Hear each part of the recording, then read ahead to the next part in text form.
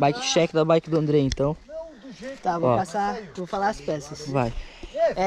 Câmbio Saint, Câmbio é um Saint. pedal Trunk Brothers. MT200, o freio, os dois, Shimano. Trocador Saint. Não, foda-se. Saint. Suspensão Boxer WC2 2012. Pé de vela Fan. É um Fan Hookah. Fan Hookah DH. O choque é um X-Fusion. O guia é um Pro Wheel. Pro Wheel.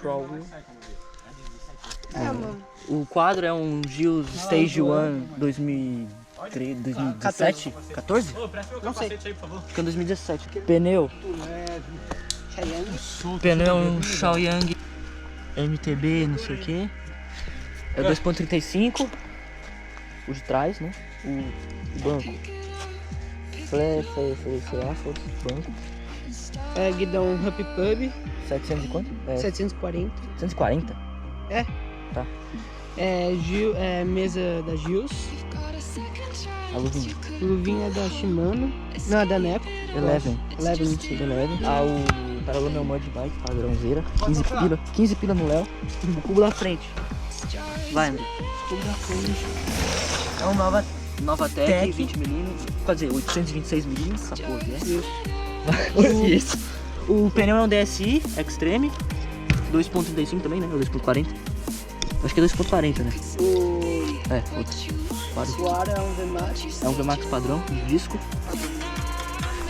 O disco é um Taiwan 203. E o de trás é um Shimano. O de trás é um Shimano 180.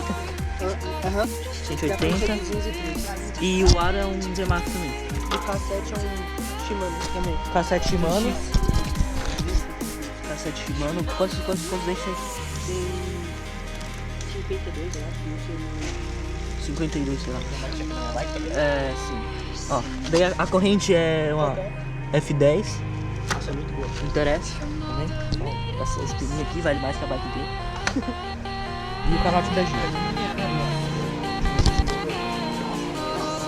E detalhe com a burguesia aqui.